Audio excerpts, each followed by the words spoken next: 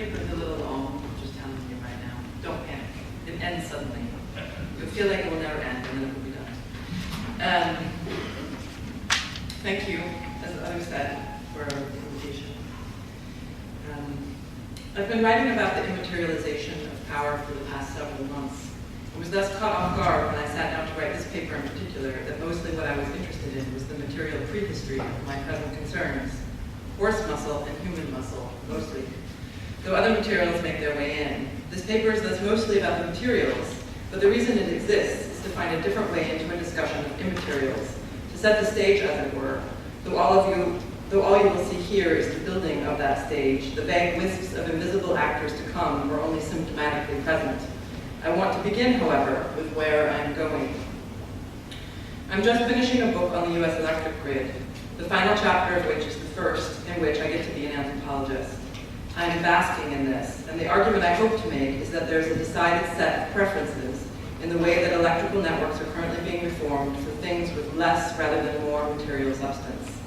This is especially evident in the US, where I've done the bulk of my research, but it also marks Western European efforts to remake the energy sector. This is most evident when speaking of contemporary and future means of making electricity, i.e. the fuels. The less material, more gaseous, or immaterial fuel source, the more it seems to excite various persons for various reasons. In conversation, and also often in fact, natural gas tends to trump oil, while wind and solar trump coal or nuclear. Occasionally, of course, in places like Hawaii, solar will trump oil, but the pattern remains the same. The less substance yields more interest, more buzz, and often more investment. Nor is it just what goes into power generation systems that vested interests and regular folks seem to hope might dematerialize. There is also a manifest preference for doing away with the lines, cables, and cords that would seem essential to electricity networks as such.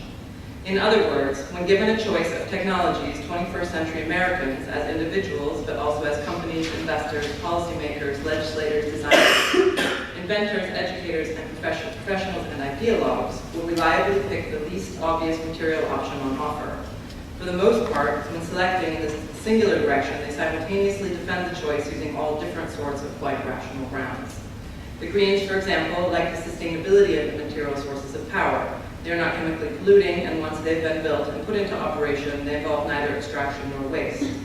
Advocates of efficiency like the ways in which renewable generation forces dynamism into the grid itself, giving the infrastructure and its engineers no choice but to design for a more robust, flexible, and sure world. Engineers are in favor of almost any system that can increase the amount of power they can get from a fuel source, and doing away with heat engines with their inevitable thermodynamic limitations is for them a big step in the right direction. While large corporations with significant investments in the energy sector like the fact that the cost of fuel can be removed from the power production spreadsheet of inevitable expenses. These motivations are all true and sound. They are believable and defendable in their own right, but they also all uniquely conform to the spirit of the times. Renewables use immaterials to make power, just as phones use the internet and G4 networks use the internet and G4 networks to produce information from thin air. Just as wireless charging stations for home electronics are now being integrated into the furniture we normally put them on anyway.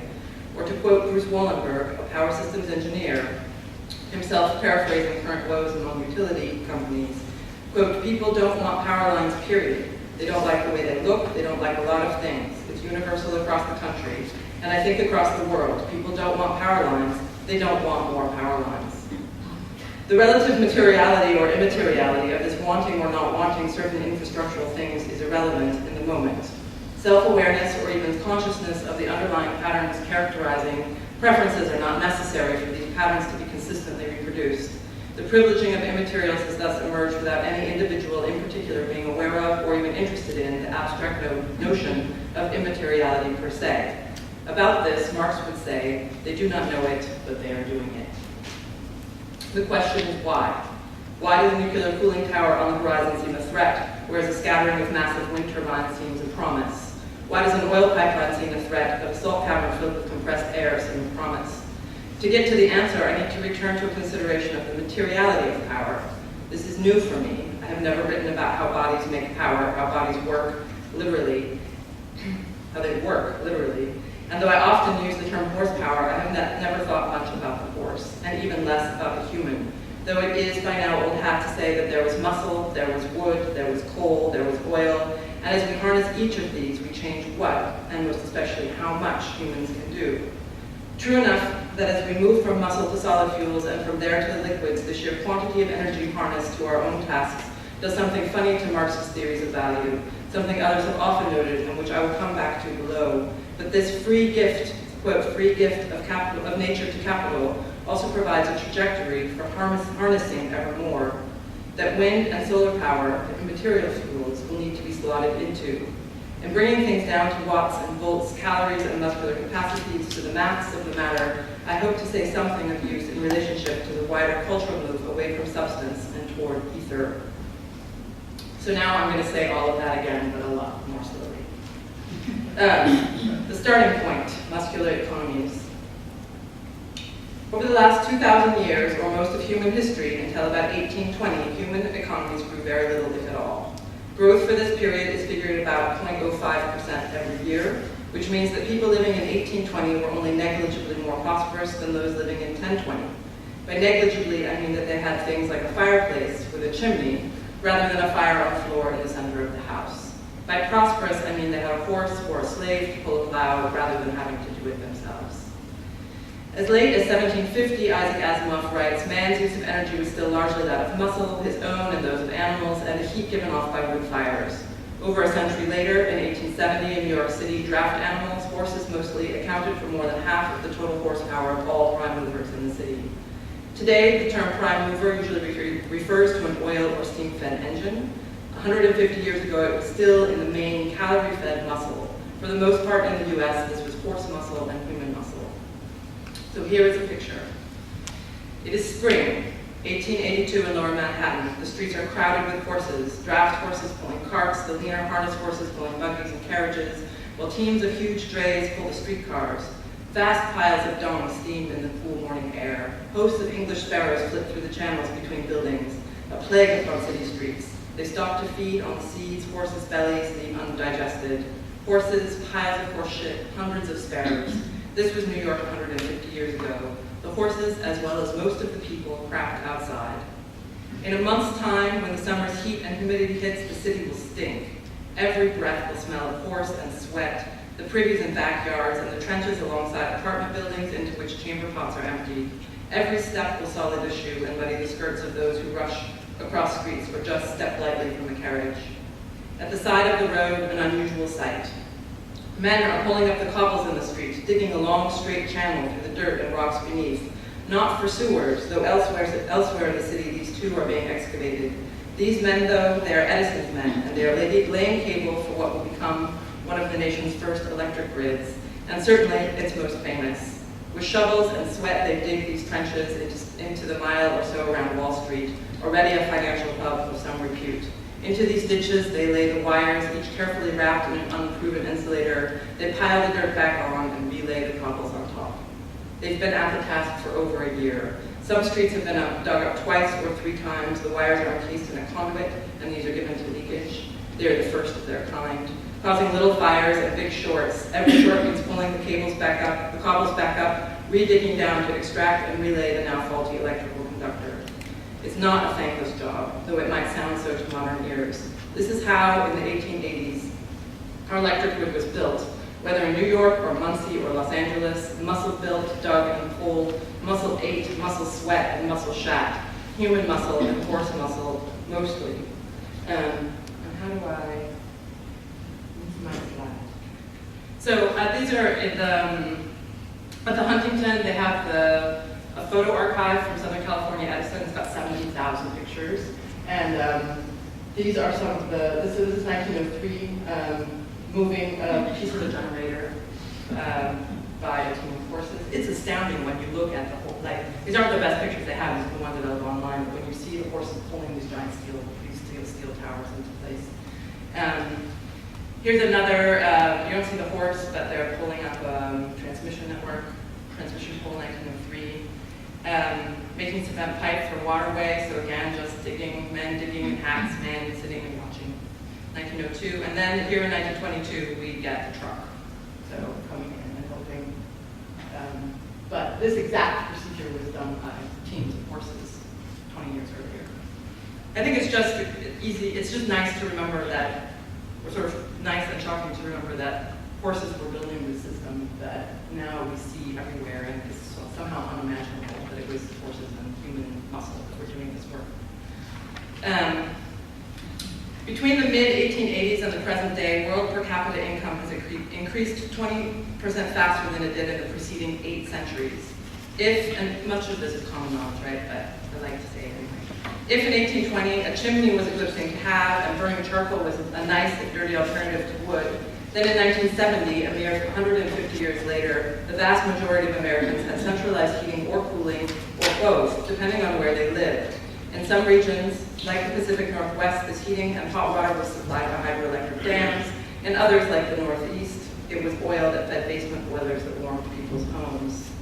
And if in 1880, calorie-fed muscles was still provided most of the power that moved our world, a mere 30 years later, the horses, their craft, and the sparrows that fed upon it have all but disappeared from New York City streets. Oil-fed motor cars have replaced horse-drawn carts and carriages, while electric streetcars have replaced their muscle-driven precursors. By the late 1920s, very rich people in every urban metropolis in the nation had electric refrigerators, electric lights, electric irons, and a car. By the late 1950s, almost everyone had these things. A report in the Edison Electric Bulletin of 1942, when America was entering the 7th decade of electric power, points out that the horsepower available to factory workers has increased from 3 horses worth in 1914 to the equivalent of 6.5 horses in 1942. If we talk in terms of manpower rather than horsepower, electricity, which was supplying most of these virtual horses, had made it seem that 6 billion more sweating, pushing, pulling workers had entered the economy. This was, quote from the pamphlet, equivalent to 50 slaves for each man, woman, and child. We could do the math. Following what anthropologists have long advocated, quote, that to be fully understood, local knowledges have to be approached through the local languages in which they are articulated, it makes sense, if differently, to look not so much at the notion of 50 slaves, but at the quantification itself that was in 1942 still a way that American engineers talked about American power. According to physicist Jakob Lundfisker, quote, there are various ways to do work. The most primitive method is to eat food, which contains energy stored in the chemical bonds of fat, protein, and carbohydrates, and then use muscle power. The rate of biological energy use, or the metabolic rate of a human, is about 100 watts. Some say 130, depends. Equivalent to 2,000 kilocalories per day. Though this is expandable by eating more food, it cannot be increased indefinitely, as human physiology restricts the amount of work which can be done to a maximum of 180 watts, making it impossible to do more work just by eating more food. Let's put this hypothetical human to work for 10 hours a day at somewhere between resting and maximum wattage. This gives us something like 140 watts per hour, or if we round up slightly, 1.5 kilowatts per day. This is the energy output of a hardworking human per day. 50 slaves thus brings the total to 75 kilowatts of manpower made available to each man, woman, and child by means of electricity. That was in 1942.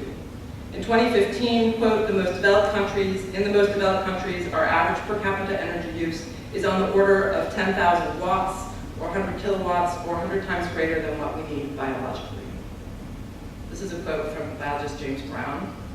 The total energy use of an average person in the US, Canada, the Eurozone, and Japan is equivalent to the biological metabolic rate of hypothetical 30-ton primate. About 80% of this extra biological energy consumption comes from burning fossil fuels. So here's this is the largest primate, or the largest land animal that ever lived, which is estimated to be 30 tons. So the metaphor has changed. Rather than the hypothetical slave owners now with 67 slaves if they work them hard, or 99 if they sit in front of computers, we have fossil fuels to increase our own putative mass. We do not control the labor of others. We are now integrated with obscenely big selves, fossil fuel consuming monsters, the equivalent size of the largest land-based animal ever to have lived, the Baluchitherium. And here is another quote from James Brown. Just as a body has a metabolism that burns food energy to survive and grow, a city, a national economy has a metabolism that must burn fuel in order to sustain itself and grow. What he found, curiously, and I think this was a surprise to him, when he plotted per capita energy consumption in watts in relationship to per capita GDP, The slope, or an exponent of 0.76, is close to 3/4, which is the canonical value of the exponent for the scaling of metabolic rates with body mass in animals. In other words, a contemporary American man, woman, or child really is, calorically speaking, a vociferous. Love that word. Okay. We are no longer a 100-watt being. We are a 10,000-watt being. If we were to expand this chart to include species of animals measuring energy consumption in watts converted to calories of body mass in place of GDP, the slope or exponent would remain constant. So basically you extend down here and you're going to get that picture with the human and the vociferous just down here on the same line.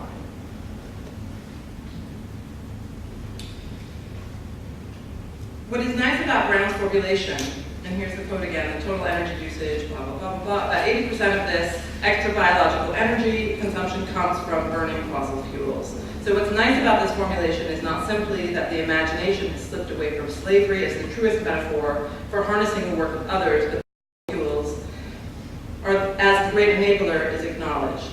It is here that we move from muscle into a discussion not of coal and wood, but to the liquid extravagance of rock oil or drilled petroleum. It is not thus that we control the labor of others, the wattage, or to slip quietly into Marxist terminology, the labor time of between 75 and 100 other humans. It's that we have, with oil, most especially, but fossil fuels more generally, happened upon what Marx calls a free gift of nature to capital. And here's the quote from Capital Volume 3. Natural elements entering as agents into production, and which cost nothing, no matter what role they play in production, do not enter as components of capital, but as a free gift of nature to capital. That is, as a free gift of nature's productive power to labor, which however appears as the productiveness of capital, as all other productivity under the capitalist mode of production.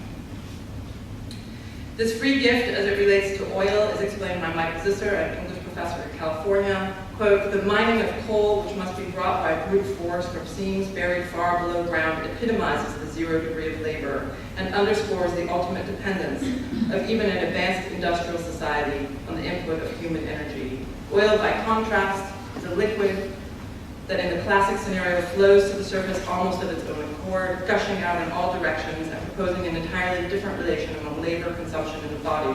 Once struck, oil returns so much more energy than is required to produce it that it becomes an effectively costless substance for human and animal labor, one that far exceeds what Marx thought is possible for a raw material to contribute to economic production. Following Zisser and a modest host of historical economists, it can be said with a certain degree of accuracy that the phenomenal and the excessive growth of human economies and capacities between 1860 and 1970 was due to the difference between the labor it took to extract and refine oil and the BTUs it produces. And I want to conclude with a little bit more math, and then I'll say something. So, oil produces on average almost 21 megajoules or 5.8 kilowatt hours of power per pound. Burning wood produces about 6 megajoules per pound. Coal gives between 7 and 16 megajoules per pound depending on its quality. At the most basic level, a joule is a measure of the work required to produce 1 watt of power for 1 second or 1 watt second. A kilowatt hour is thus about 3.6 megajoules. An average American household uses 1,000 kilowatt hours per month, or 3,600 megajoules. So, when the Deepwater Horizon, this is just for your information, when the Deepwater Horizon exploded, which gave us a lot of data, useful data. When the Deepwater Horizon exploded, there were 126 people aboard the platform. Before the well was tapped, it was leaking the equivalent of 63,000 barrels of oil per day. There are between 125 and 140 kilos of oil in a barrel, depending on the type of oil. I just took the average, 132.5, times 2.2 pounds per kilo, gives us about 300 pounds of oil per barrel. Times 5.8 kilowatt hours per pound gives us 1,700 kilowatt hours per barrel. Times 63,000 gives us a lot. So that's the oil side. Here's the human side.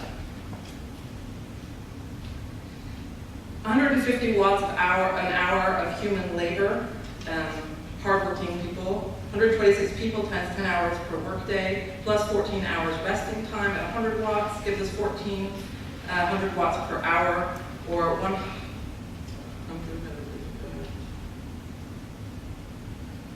anyway, somehow I get to 365 kilowatt hours per day. The free gift of nature to capital is thus, and here's our equation.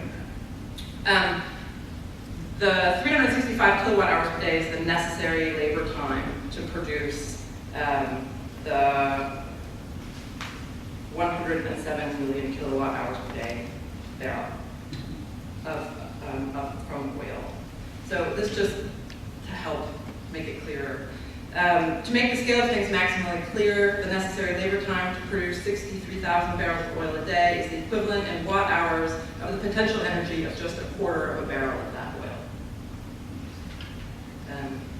Of course, for this to be accurate, one would also have to figure in the non-negligible labor costs of extracting raw materials and necessary labor power to build a platform, to move it from place to place, and to govern it. But even so, drilling for oil is clearly a winning game precisely because of how radical the imbalance actually is between labor in and potential power hours.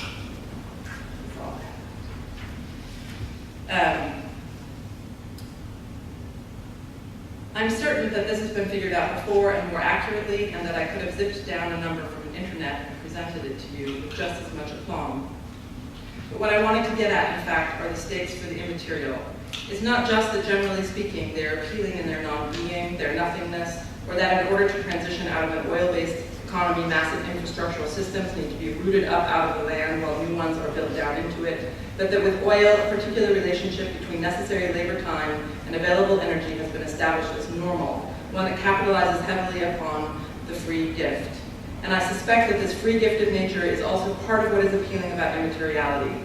It seems magical that 126 men can produce almost 300,000 times their calorie-driven wattage in energy per day. It seems similarly magical that the wind blowing, the tide moving, the sun shining can do the same with no men, with no muscle at all involved in the daily operation of things. I think one route to understanding what is appealing about the energy transition now underway is to see that oil helped to put in place and grind down into our consciousness the naturalness of the free gift. And now in an odd way, it has become not free enough. It's still too linked to the terrestrial, the bellicose, and the dirty. It's lost a lot of its magic culturally, while still maintaining all of it chemically. The promise thus of immateriality is a return to magic in both domains. It uses little muscle for great return. It mars not the earth, not the sky, nor bloodies our hands in the making. The fear, of course, is that the ratio of energy in to energy out will be nowhere on line with the bounty of oil, while the promise is that with time and earnest pursuit, it will come close to, or, as dreamers inevitably dream, exceed this bounty, pushing us past the limit currently set by the largest land animal ever to have walked the earth. And so that is simply to say that from the man to the bellows to the store, all the way up through, that this line, as we move toward immateriality, will continue on this 75-degree angle. That the magic will allow us, the free gift will allow us to continue this trajectory. Become who whale.